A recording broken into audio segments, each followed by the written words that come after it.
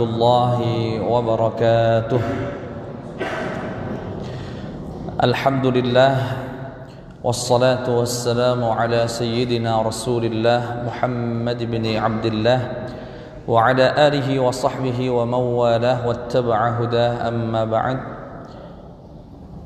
Jamaah salat maghrib yang dimuliakan Allah subhanahu wa ta'ala, alhamdulillah atas segala nikmat Allah subhanahu wa ta'ala yang terus tercurahkan kepada kita. Semoga Allah subhanahu wa ta'ala berkenan menjadikan kita menjadi hamba-hambanya yang pandai bersyukur. Salawat beriring salam tercurahkan kepada suri tauladan kita baginda Muhammad sallallahu alaihi wasallam. Semoga kita dengan segala kekurangan yang kita miliki diperkenankan Allah bisa bersama Rasulullah sallallahu alaihi wasallam di surga nantinya. Amin ya rabbal alamin. Cukup lama ya kajian kita terkait kitab Al-Hikam Libni Athaillah tertunda atau terputus ya.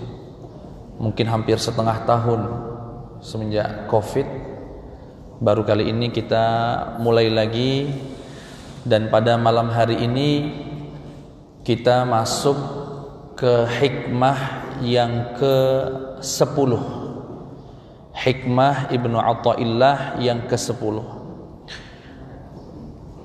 Beliau berkata dalam kitab ini, qala al-musannifu wasyarih rahimahumallah wa nafa'ana Allah bi'ulumihima fid dunya wal akhirah, al-a'mal suwarun qa'imah wa arwahuha wujudu sirril ikhlasi fihi.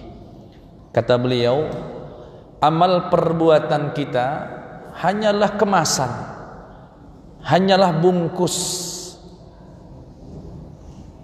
Al-ikhlas, al-a'mal suwarun qa'imah. Perbuatan kita bersedekah, silaturahim, baca Quran, hadir ke majelis ilmu, hanyalah kemasan, hanyalah amalan zahir. Ruhnya adalah ikhlas. Ruh dari amalan kita, andaikan amalan itu diumpamakan sebagai jasad, sebagai badan, maka ikhlas adalah ruh. Fala qimata lil jasad bila ruh. Maka tidak ada nilainya jasad yang gagah, yang tampan, yang indah, yang sempurna jika tidak ada ruh. Mayit. Itu poin yang ingin beliau sampaikan atau hikmah dari Al-Imam Ibnu Athaillah As-Sakandari. Kita bacakan tafsir atau syarah dari hadis ini. Hadhil hikmah dhailun mutammimun lil hikmati as-sabiqah. Faba'da an 'arafna anna al-a'mal allati yataqarrabu biha al-muslimu ila Allah laysat mahsuratan fil fara'id al-asasiyyah allati tumathilu arkan al-Islam, bal hiya kathiratun mutanawwi'atun tashmalu kulla ma yadkhul tahta qawli Allah ta'ala wa 'amilus salihat mimma ya'udu bil fa'idati ila al-fardi wal jama'ati minan nas. Kata beliau, Syekh Ramadan Sa'id Ramadan Al-Buti rahimahullah, hikmah ini penyempurna dari hikmah yang sebelumnya. Mungkin sebagian dari kita ada yang ikut kajiannya, mungkin ada juga yang tidak ikut. Saya sedikit flashback mengulangi hikmah sebelumnya, kurang lebih demikian. Hikmah yang sebelumnya mengatakan tanawwa'at ajnasul a'mal bitanawwu'i waridatil ahwal. Bahwasanya amal solehnya orang muslim itu beragam. Yang menentukan adalah pengalaman spiritualnya dan posisinya. Itu terjemahnya. Saya akan permudah agar tidak sulit dipahami. Jadi Pak, Ibu yang dimuliakan Allah Subhanahu wa taala, di luar yang wajib-wajib, salat kita sama 5 waktu, puasa kita sama yang wajib bulan Ramadan. Ini tidak ada berbeda antara muslim yang satu dengan muslim yang lain. Tapi kalau kita perhatikan lebih dalam di luar ibadah-ibadah yang saya sebutkan tadi, itu ibadah muslim yang satu dengan muslim yang lain itu beda-beda. Ada muslim sisi sedekahnya lebih dominan, Di sisi lain mungkin silaturahimnya kurang. Dia sedekahnya rajin luar biasa. Atau satu sisi kita lihat ada orang muslim ibadah baca Qur'annya dominan. Sampai-sampai kita lihat dia tahan baca Qur'an itu 3 jam, 4 jam tanpa berhenti. Di sisi lain kita lihat dia jarang sedekah. Atau ada muslim mungkin baca Qur'annya kurang, gak begitu banyak seperti yang tadi. Sedekahnya juga gak sebanyak yang seperti awal. Tapi orangnya rajin silaturahim. Seneng banget kalau silaturahim itu senang. Bahkan setiap hari itu ada jadwal untuk silaturahim. Artinya amalan-amalan di luar ibadah yang wajib itu umat muslim yang satu dengan yang lain berbeda-beda. Apa yang melatar belakangi perbedaan itu? 2 hal, gak ada yang 3. Satu, dan kedua hal ini disebut dengan hal dalam ilmu akhlak, ilmu tazkiyah disebut dengan hal. Dan hal itu ada 2 macam. Jadi yang melatar belakangi kenapa kok kita beda-beda nih? Satu, perbedaan itu diawali, didasari pengalaman spiritual yang berbeda.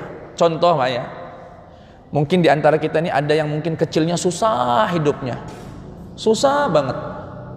Sampai-sampai sekolah aja kalau nggak disantuni tetangganya mungkin nggak bisa lanjut sekolah. Pengalaman ini berlanjut sampai SMP dibantu orang, sampai SMA dibantu orang, dan itu berbekas pada dirinya, menyentuh sanubarinya. Begitu dia berhasil, yang terfikir di dalam pikiran dia lantaran pengalaman hidup tadi, pengennya ngebantu orang. Ada orang susah pengen bantu, ada orang susah pengen bantu. Nah, kenapa, apa yang melatar belakangnya dia ini ibadahnya kok suka sedekah? Mungkin di sisi lain, misalnya baca Qur'annya kurang nih orang nih. Kenapa? Spiritual, hal dalam batinnya telah menguasai mindset pikirannya sehingga menggerakkan anggota tubuhnya untuk melakukan ibadah yang sejenis, yang senada dengan pengalaman spiritualnya tadi. Satu sisi ada lagi, mungkin ya dari kecil sama orang tuanya diajak silaturahim, kenalin keluarganya sana, keluarganya sini, dan setiap kali bersilaturahim mendapatkan saudara baru, mungkin kalau masih kecil dikasih THR, dikasih apa. Setiap hari, tiap minggu hal itu terus berbekas dalam pikirannya. Sampai masuk ke alam bawah sadarnya, menguasai suasana batinnya sehingga dipikirnya nikmat sekali silaturahim ini. Akhirnya apa? Ibadahnya banyak silaturahim. Artinya muslim yang satu kita bisa lihat Pak, kenapa kok si fulan itu bisa baca Quran 6 jam berturut-turut, saya 15 menit aja udah capek. Bisa jadi dia mengalami sebuah pengalaman hidup yang membuat dia menikmati Al-Quran yang kita tidak merasakan nikmat itu, sehingga dia bisa berlama-lama dengan Al-Quran. Di satu sisi kita tidak, tapi kita punya ibadah juga yang lain yang dominan dalam hidup kita. Nah, artinya yang membedakan ibadah satu dengan yang lain, satu pengalaman spiritual yang disebut dengan hal tadi. Dan itu didapati satu orang muslim dengan yang lain berbeda-beda. Yang kedua, saya ingatkan, berbeda-bedanya di luar yang wajib-wajib ya Pak. Jangan ngomong, oh saya ini Pak Ustadz, ibadah saya itu nikmat banget kalau baca Quran, terus sholatnya gimana? Bolong-bolong. Oh bohong itu. Kalau sholat harus sama, nggak boleh. Nggak ada pengalaman spiritual. Saya ini Pak Ustadz kalau sholat itu cukup bayangin Mekah saja begini, udah rasanya nikmat banget. Iya Pak, tapi sholat tetap sholat. Ini di luar yang wajib-wajib, di luar yang fardu-fardu. Kita lihat, perhatikan muslim yang satu dengan yang lain berbeda-beda. Yang pertama disebabkan karena tadi adanya pengalaman spiritual yang menguasai batinnya. Yang kedua, status sosial atau profesi itu juga menentukan amalnya berbeda. Saya sebagai seorang dosen misalnya, ya amal ibadah saya ngajarin mahasiswa, tiap hari ke kampus ngajarin mahasiswa. Si fulan polisi, ya amal solehnya jaga keamanan, memberikan keamanan. Amal solehnya beda-beda yang menentukan profesi, status sosial. Seorang bujangan yang belum punya istri, ya mungkin majelis taklim yang dia hadiri rajin. Begitu sudah punya anak, sudah punya istri, ya amal solehnya cari nafkah.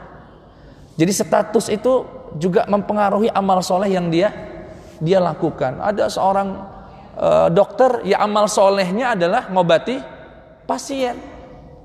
Nah, ini juga menentukan jenis amalan orang itu kenapa beda-beda, juga disebabkan karena profesi atau status sosial.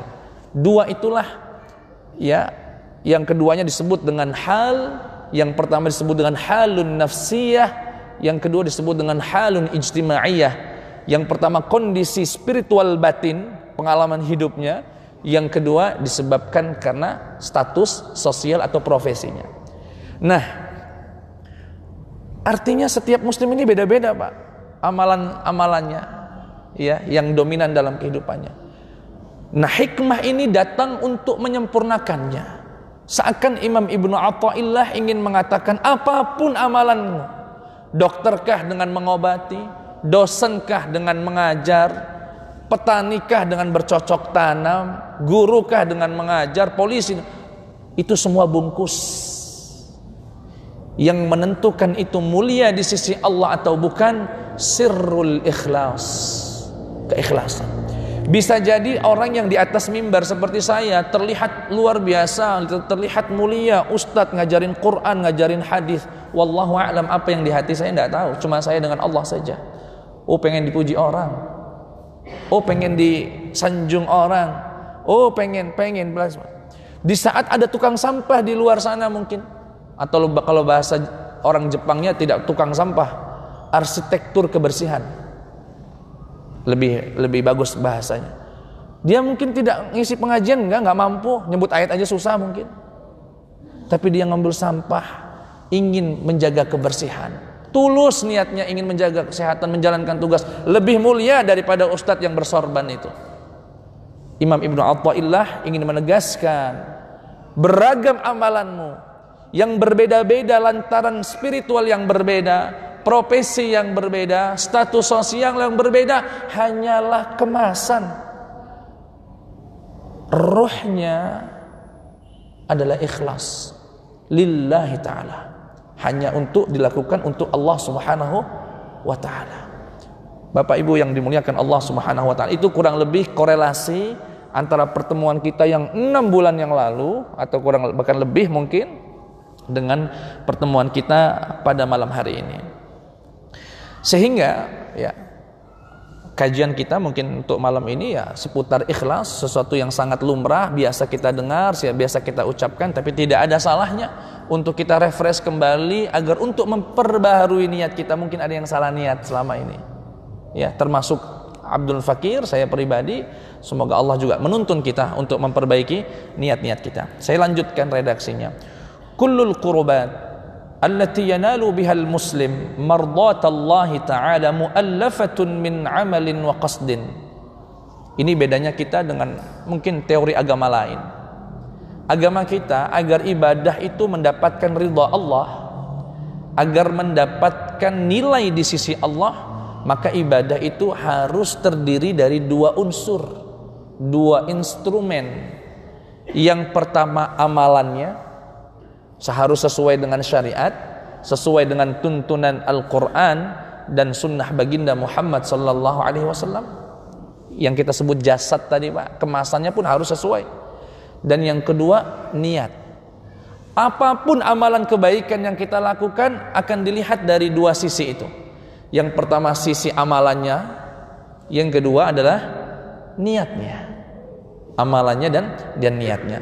فلا قيمة للعمل مهما كان في مظهره مقبولا ونافعا إن لم يكن القصد الدافع إليه مجرد الحصول على مرضات الله ومثوبته ولا قيمة للقصد في أكثر الأحيان إن لم يتجلى في العمل المقصود.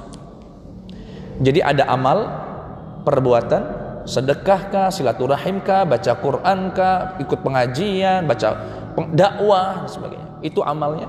Kemudian ada niat. Yang pertama bisa dipastikan tidak ada nilai sama sekali di sisi Allah.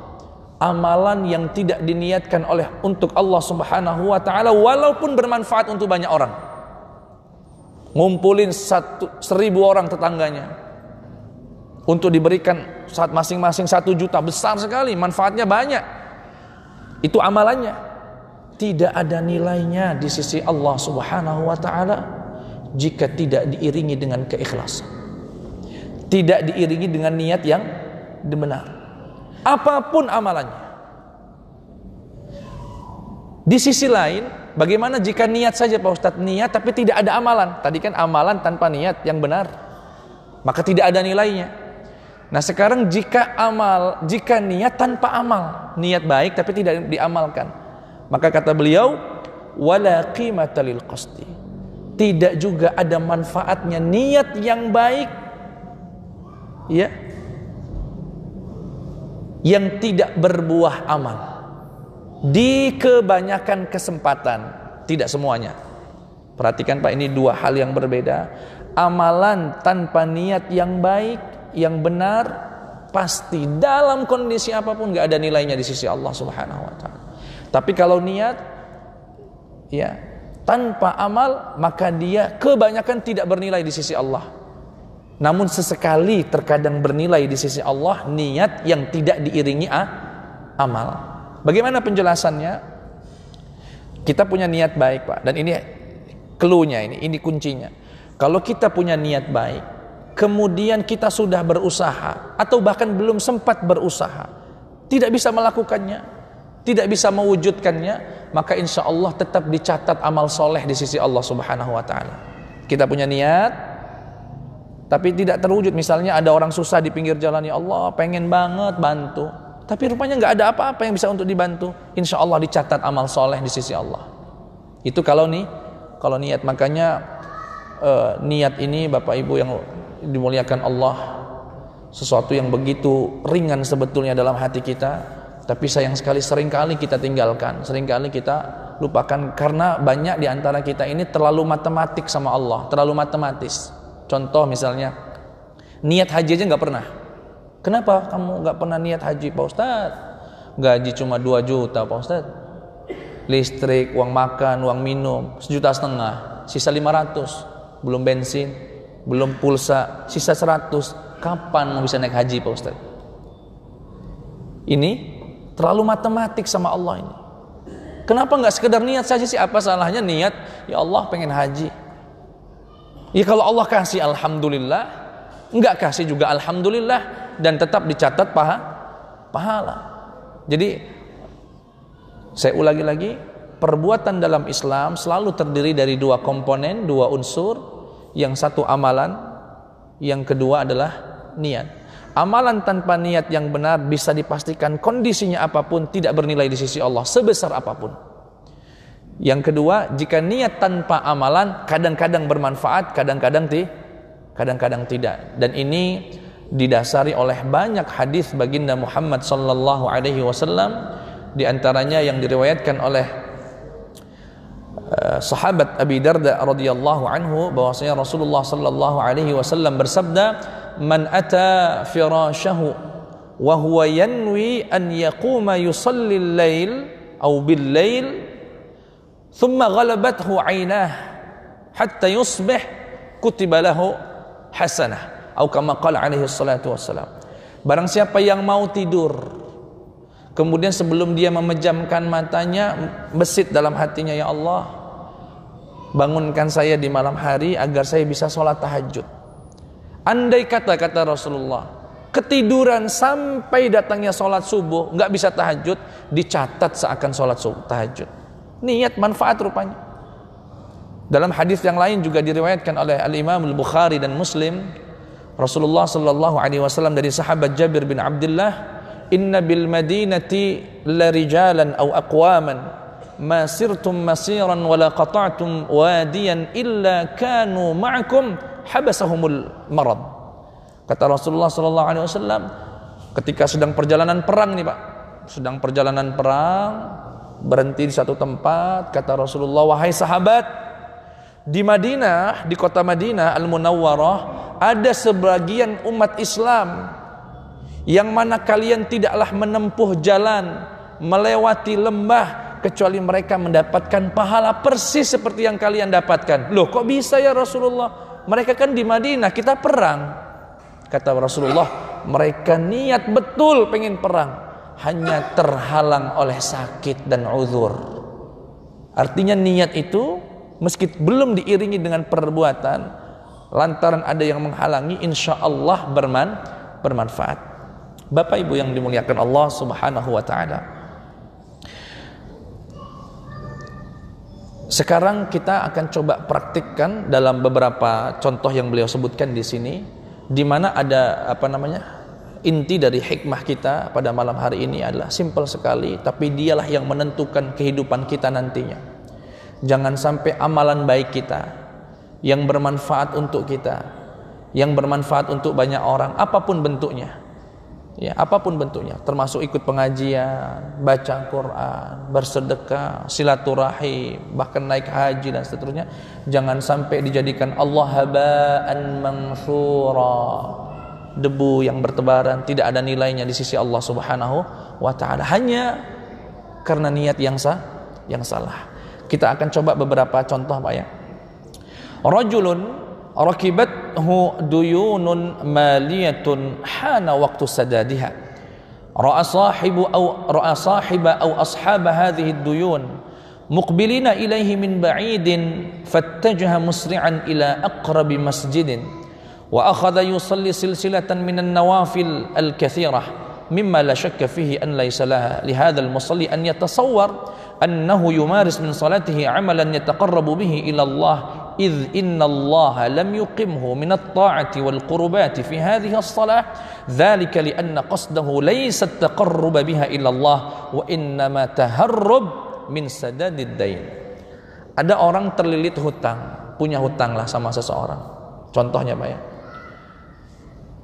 Begitu dia mungkin keluar dari terasnya, dari rumahnya misalnya, mau minum kopi, dari kejauhan dia ngeliat, loh, yang punya utang datang, Pak. Yang punya utang dari kejauhan tuh terlihat datang, bakal mau nagih. Seketika dia masuk, ambil wudhu, pergi ke musola terdekat, sholat, lama benar sholatnya. Kira-kira nih, Pak, ya, itu malaikat nyatetnya pahala apa dosa itu? Pertanyaan nih. Lama, Pak, ditunggu sama yang punya utang, nggak datang. Duha biasanya 2 rakaat, ini sampai 20 rakaat dia sholat. Kira-kira pahala enggak ini, Pak? Pahala apa dosa, Pak? Inilah dosa berbungkus pahala, Pak. Dosa bungkusnya pahala. Kenapa? Dia keluar sholat bukan untuk taqarrub ilallah, tetapi taharrub, kabur dari tuntutan hutang. Ini menegaskan ikhlas ruh dari jasad, yaitu amal perbuatannya. Amalnya sholat, duha, lama-lama baca Quran di masjid, amalannya. Tapi ruhnya apa di situ? Bukan Allah, bukan karena Allah, tapi lebih karena takut atau kabur dari tuntutan hutang. Contoh lain, dan ini sering mungkin terjadi untuk para pegawai atau yang kerja di kantor. Amilun yashtaghil fi ma'mal intahaza fursata adhan adh-dhuhr فترك عمله بحجة التوجه إلى صلاة الظهر وتوضأ فأطال الوضوء ثم دخل الصلاة فأطال منها ما شاء أن يطيل ثم اتخذ مجلسه في ظل ظليل وأسند ظهره إلى مكان مريح وأخذ يتشاغل بالأوراد الكثيرة أو بقراءة القرآن. من الواضح أن هذه الصلاة بهذا الشكل لا تدخل في أنواع الأعمال المقربة إلى الله لأنه إنما ابتغى بها الابتعاد عن العمل الذي هو بصدده بحثا عن الراحة.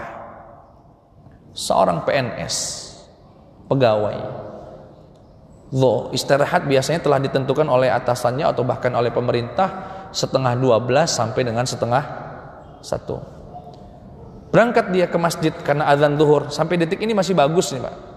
Sholat zuhur, selepas sholat zuhur, ya, Pak, ya, kemudian dia ngambil wiridnya, zikirnya, baca Quran, sudah 12:30 lewat nih, Pak, yang seharusnya dia kembali untuk melakukan tugasnya. Tanggung sampai jam 1 misalnya, baca Quran dipanjangin lagi bacaannya, ya, atau bahkan mungkin, ya, buka YouTube kajian, ya, kajian ad-du'a misalnya, dilihatin. Itu kira-kira pahala apa dosa itu, Pak? Yang ragu jawab biasanya ngamalin ini nih. Itu bukan pahala itu, bukan, karena dia telah menyelewengkan niatnya, sudah bukan lagi, kabur. Bahkan sebagian, mohon maaf, yang pernah kita contohkan pada pertemuan-pertemuan yang lalu yang disebut dengan syahwat beribadah yang terselubung, yaitu ibadah atau maksiat tapi dibungkus dengan ibadah. Apa itu? Mohon maaf, contoh-contoh pernah terjadi di salah satu kantor pelayanan masyarakat, di mana itu jam tugas jam 9, orang sudah antri nunggu dia izin sholat duha, bungkusnya sholat duha Pak, tapi itu semua maksiat sama Allah Subhanahu wa ta'ala, maksiat yang terselubung. Kenapa terselubung? Dibungkus dengan ibadah. Allah tidak mengizinkan yang begini, tidak akan dicatat pahala oleh Allah Subhanahu wa ta'ala. Ya, kenapa? Dia tidak melaksanakan sesuatu dengan porsi atau posisi yang telah diletakkan oleh Allah Subhanahu wa ta'ala. Lagi-lagi ikhlas dan amalan harus sesuai dengan ajaran baginda Muhammad sallallahu alaihi wasallam. Contoh lain, dan ini mungkin agak menyindir sebagian dari kita. Wahidun, seseorang, min haula'il ladzina yanshatuna fi a'malil harakiyatin khidmatan lil islami walid da'watil islamiyyati fima yaz'umun ya'lamu fi qararati nafsihi annahu yabtaghi min anshitatihi allati yaqumu biha faidatan dunyawiyatan min za'amatin aw malin aw markazin siyasi. Orang mengeklaim dirinya berjuang untuk Islam, misalnya, ya melalui jalur politik misalnya. Wah, rajin sekali sosialisasi. Saya akan memperjuangkan Islam, insya Allah nilai-nilai Islam akan saya transfer ke dalam undang-undang macam-macam. Dibaginya sembako, dibaginya bantuan-bantuan untuk kegiatan macam-macam. Kegiatannya Islami banget lah. Dibuat lomba hafalan Quran, dibuat lomba. Biasa tokoh-tokoh, sebagian tokoh. Namun kemudian tatkala sholat subuh nggak kelihatan di masjid. Pas sholat subuh, ini orang nggak kelihatan di masjid. Kemudian ada seseorang berkata kepada dia, "Bapak kemana aja? Kok nggak sholat ke masjid? Sholat subuh nggak kelihatan di masjid." Dia ngejawab, "Oh, innallaha aqamahu fi a'malid da'wah wa khidmatil Islam, wa lam yaqumhu fil 'uqufi 'ala al-ibadati wa tilawatil Qur'an wal awrad, mimma la raiba fi anna da'wahu batilah." Dia ngakunya gini, "Saya ini sudah ditugaskan Allah Subhanahu wa ta'ala untuk berjuang dalam jalur politik." Bagus Pak. Terus? Iya, saya perjuangkan dakwah, saya kenalkan Islam kemana-mana. Iya, terus, bagus Pak. Terus? Bapak nggak sholat subuh kenapa? Ya itulah, saya nggak ditugaskan Allah untuk lama-lama di masjid. Jadi saya sholatnya di rumah, habis itu berangkat sosialisasi.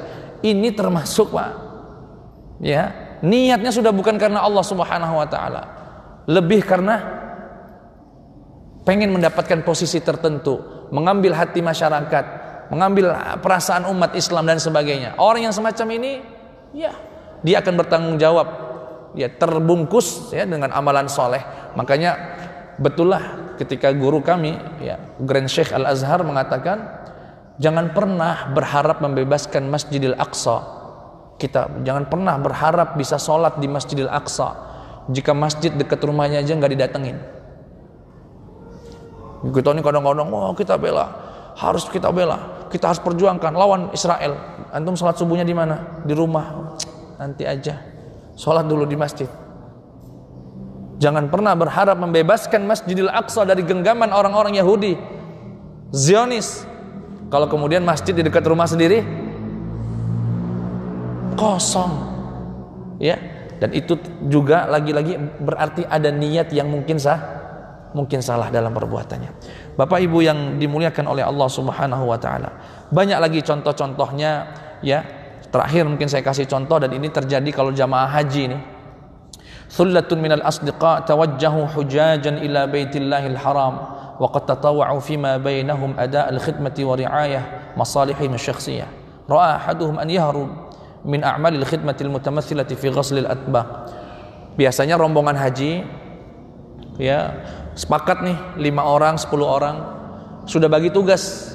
Nanti antum yang ngambilin makanan di bawah di lobi hotel, antum yang buang sampah, antum yang bangunin subuh, macam-macam lah, sudah ada tugasnya macam-macam. Satu di antara mereka ada yang dapat tugas misalkan nyuci piringnya atau nyuci gelas pribadinya masing-masing. Ya, Karena ingin kabur dari tugas itu, pergilah dia ke Masjidil Haram. Tahajud dari mulai jam 3 malam, terus sampai subuh, terus sampai duha, dilanjut lagi Quran. Menjelang zuhur baru pulang ke hotel. Piring nggak dicuci, apa nggak dicuci. Akhirnya para jamaah yang lain nyuci piring sendiri. Ini kira-kira ini Pak, ke Masjidil Haram nggak salah-salah, tawaf nggak salah-salah, baca Quran nggak salah-salah. Kira-kira pahala atau dosa yang diambil? Dosa Pak. Dengan segala hormat, dosa yang dia dapat. Kenapa? Niatnya bukan karena Allah. Sudah bercampur niatnya, kabur dari tugas yang disepakati oleh, kecuali yang sholat subuh ya Pak. Kalau sholat subuh itu kewajiban, insya Allah dapat pahalanya. Yang sifatnya sunnah, itu semua tidak bernilai pahala di sisi Allah Subhanahu wa Ta'ala. Bapak Ibu yang dimuliakan Allah Subhanahu wa Ta'ala, sebelum kita buka sesi tanya jawab, ya, kita akan bacakan sedikit kesimpulan dari beliau. Wasafwatul qaul hiya anna alaina an na'lam wa la nansa anna al-a'mal as-salihah allati ya'muru Allah biha fi muhkami tibyanih laysat mahsuratan fi iqamati al-fara'id wal arkan al-asasiyyah lil Islam bal tashmal kull ma yuhaqqiq maslahatan min masalih an-nas min haythu al-afrad wa min haythu at-tarkibah al-ijtima'iyyah ala an yura'iya fi anwa'iha at-tartib alladhi jaa'a fi kitabullah azza wa jalla wa huwa wad'u maslahatid din fi ra'si masalihi kulliha, dan seterusnya. Intinya dari beliau, ibadah dalam Islam tidak sebatas yang fardu-fardu saja, tidak sebatas salat, zakat, haji. Itu ibadah yang wajib kita lakukan bersama. Tapi ada ibadah-ibadah yang lain dalam arti yang luas. Apa itu? Selama ibadah itu mengandung kebermanfaatan untuk pribadi atau untuk banyak orang, masuk dalam kategori ibadah. Dan akan bernilai benar-benar ibadah jika ruhnya adalah al-ikhlas. Ikhlas. Apa itu ikhlas? Ifradullah bil qasd. Hanya bertujuan Allah dalam setiap perbuatannya. Hanya Allah Subhanahu wa Ta'ala. Walaupun kemudian Imam Al-Ghazali membagi ikhlas ini menjadi 3 derajat. Yang pertama ikhlasnya orang awam, ya kita-kita ini Pak. Yang kedua ikhlasnya orang khawas, para ulama, sebagian ulama. Yang ketiga ikhlasnya khawasil khawas, ikhlasnya para aulia, orang-orang yang dekat dengan Allah Subhanahu wa Ta'ala. Bagaimana cara membedakannya Pak Ustaz? Caranya gini, ikhlasnya orang awam Pak ya, antum kenapa rajin sedekah? Ya biar dilipat, ya biar pahala Pak Ustaz. Dan saya dengarkan Rasulullah juga ngasih kita, kalau kita rajin pahala nanti rezeki kita dilipat gandakan. Antum rajin benar sih sholat duhanya, ya kan sunnah Rasulullah, bagus Masya Allah. Terus ya kata Rasulullah kalau kita sholat duha rajin rezekinya dijamin Pak Ustaz, bagus. Kemudian antum kok keluar dari bank yang misalnya ada riba, dan sebagian persepsi orang kan keyakinan keluar dari bank, iya kenapa? Ya saya pengen dapat ridha Allah Pak Ustadz, dan saya juga dengar dari Rasulullah kalau kita tinggalkan sesuatu yang haram karena Allah, insya Allah diganti rezeki yang lebih besar. Artinya motivasi dia beribadah kepada Allah ada embel-embel, rezekinya dilancarkan, ditolak bala, macam-macam lah, dilancarkan urusannya. Ini dosa nggak Pak Ustadz? Nggak dosa. Orang Rasulullah yang ngasih tahu kok. Rasulullah yang ngasih tahu kalau sholat duha akan menjamin rizkinya, kalau orang sedekah akan tolak bala, Rasulullah yang ngasih tahu. Tapi ini derajatnya orang awam, ikhlasnya orang awam. Artinya masih ada unsur duniawi yang ingin dia dapat dari ibadah yang dia lakukan. Nggak salah, tapi itu awam. Yang kedua, itu derajat yang lebih tinggi lagi. Niatnya sudah nggak ada duniawi, tapi ada unsur surganya. Antum kenapa kok rajin bener ibadah, pengen masuk surga Pak Ustaz? Salah nggak ini? Nggak salah. Dia nggak ada unsur dunia tapi ingin surga, pengen dapat bidadari di surga, macam-macam lah. Nanti di surga kan enak Pak Ustadz. Ya Allah, kita apa yang kita pengen datang sendiri, macam-macam lah. Disebutkan nikmatnya. Bagus nggak ini? Bagus. Ikhlasnya ulama yang semacam ini. Yang lebih tinggi daripada itu semua, dia tidak niat kecuali untuk Allah Subhanahu Wa Taala. Nggak surga, nggak dunia. Nggak surga, nggak dunia. Bagaimana cara membedakan mereka, Pak Ustadz? Cara cirinya gini. Yang kedua ini atau yang pertama tadi, yang ikhlasnya orang awam Pak ya. Antum kenapa ibadah rajin beneran sholat duha? Ya biar rezekinya lancar Pak Ustadz, kata Rasulullah kan rezekinya dilancarin. Misalnya Pak ya, misalnya. Oh enggak, itu hadisnya palsu, enggak ada itu. Yang benar Pak Ustadz? Iya, beneran enggak dilancarin urusannya. Iya. Ya udahlah kalau gitu, enggak duha lah gitu Pak. Enggak duha lah. Atau yang satunya, yang tingkat kedua nih, antum rajin bener sih ibadah, pengen masuk surga Pak Ustadz, pengen bener masuk surga. Andai kata dikatakan kepada orang ini, mohon maaf, surga dibatalin, gak ada lagi surga, gak ada surga, gak ada neraka, terus ibadah, yang benar Pak Ustadz? Iya, gak ada lagi. Ya Allah alam kalau kayak gini Pak Ustadz.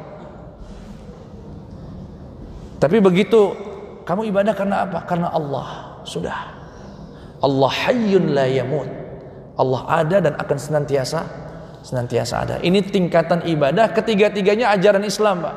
Inilah tafsiran, salah satu tafsir wa ma arsalnaka illa rahmatan lil alamin, bahwasanya Rasulullah, Islamnya, risalahnya hadir untuk orang awam yang masih perlu diiming-imingi. Ayo Bu, rajin sedekah Bu, biar urusannya lancar. Kalau nggak begitu nggak mau sedekah itu Pak. Ya, tipikalnya harus diiming-imingi demikian. Dan tiga tingkatan ini tidak boleh saling merendahkan, tidak boleh saling menghinakan. Kenapa? Setiap dari kita punya jatahnya masing-masing.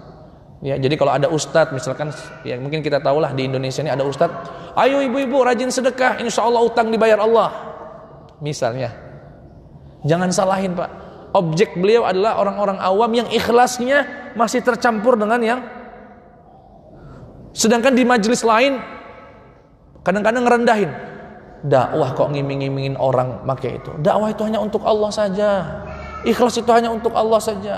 Kenapa sih harus diiming-iming? Oh enggak. Ini pandangan terhadap Islam belum sempurna. Islam hadir buat semuanya. Keikhlasan hadir buat orang-orang biasa seperti kita yang tergerak kalau ada iming-imingnya. Dan Rasulullah paham betul dengan itu, sehingga beliau pun memberikan janji-janji. Kalau sholat dilancarin, kalau sedekah tolak bala, macam-macam.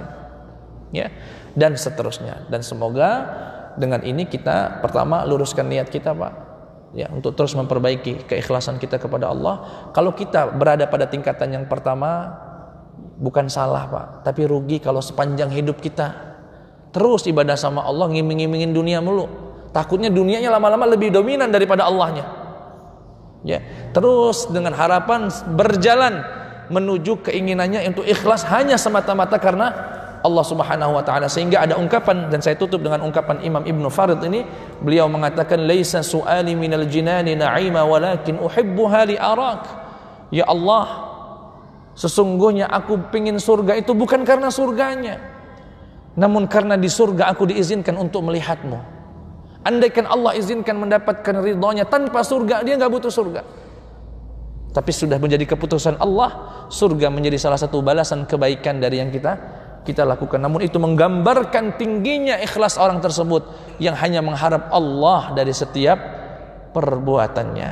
Bapak Ibu yang dimuliakan Allah, jika ada yang ingin ditanyakan, dipersilakan.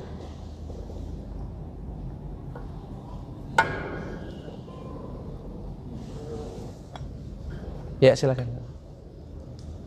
Assalamualaikum warahmatullahi wabarakatuh. Waalaikumsalam warahmatullahi wabarakatuh. Jadi misalkan kita setiap baru mau melakukan sebuah amalan,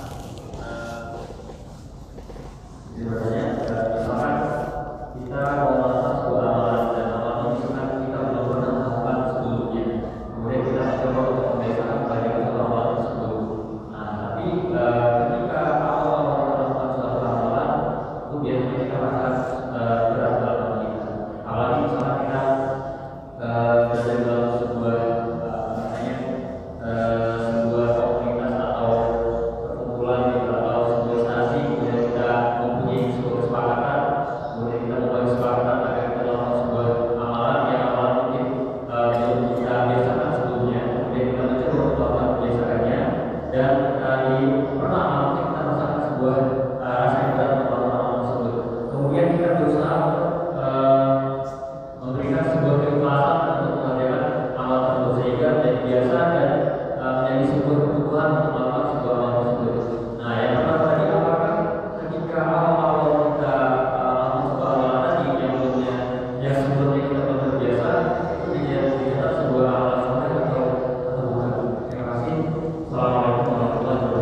Waalaikumsalam warahmatullahi wabarakatuh. Singkat pertanyaannya mungkin saya rangkum.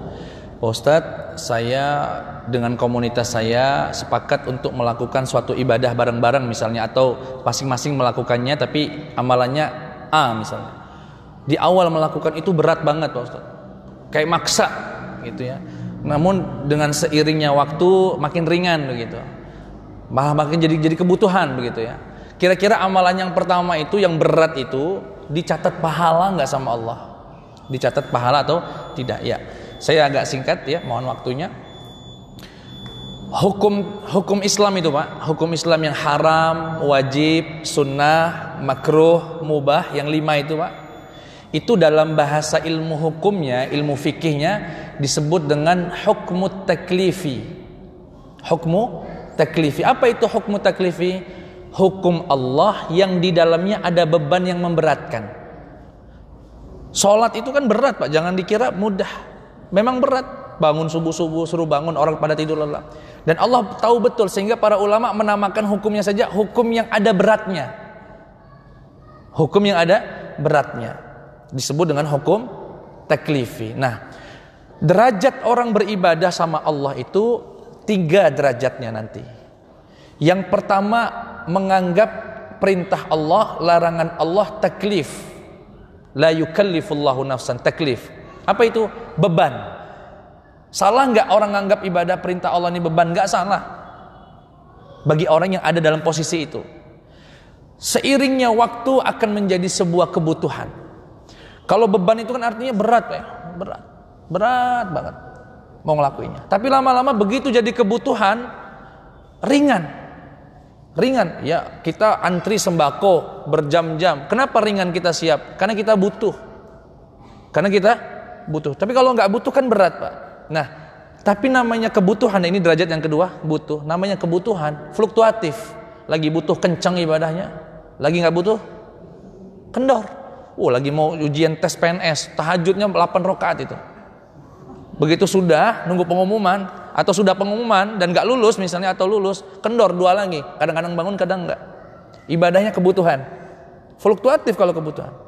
Yang lebih tinggi dari itu semua adalah perintah Allah, larangan Allah, naik dari taklif, pembebanan, naik berikutnya menjadi sebuah kebutuhan, dan naik berikutnya menjadi sebuah kemuliaan. Ia sadar tatkala dia sholat, dia sadar Allah sedang muliakan dia. Kenapa? Dia tahu ribuan orang di luar sana tidak diizinkan Allah sholat. Ketika itu yang dia rasakan, alangkah nikmatnya ibadah itu. Enggak butuh, enggak masalah. Dia sedang merasakan nikmatnya dimuliakan Allah. Ribuan anak muda berkesempatan untuk hadir di ad-du'a di pinggiran sini. Lebih suka di kafe daripada di masjid. Itu kemuliaan yang Allah berikan kepada kita. Tinggal kita sadar atau tidak. Sehingga yang hadir di kita ini di sini nih Pak, macam-macam. Ada yang karena beban, mungkin sepakat sama temannya. Ada yang karena kebutuhan, pengen ilmu, dan itu sifatnya akan fluktuatif. Namanya butuh, kebutuhan. Tapi yang merasakan kemuliaan, saya nggak tahu Pak Ustadz, setiap hadir ke majelis saya merasa dimuliakan Allah. Itu akan lebih istiqamah dan nikmat dalam ibadahnya. Tingkatan dalam beribadah. Minat taklifi ila tashrifi. Wallahu ta'ala a'lam. Sudah datang waktu sholat. Semoga ada manfaatnya. Kurang lebihnya mohon maaf. Kita ketemu lagi bulan depan, jika Allah berikan kita umur panjang. Kepada Allah saya mohon ampun. Billahi taufiq wal hidayah. Wassalamualaikum warahmatullahi wabarakatuh. Subhanakallahumma wa bihamdika asyhadu an la ilaha illa anta astaghfiruka wa atubu ilaik.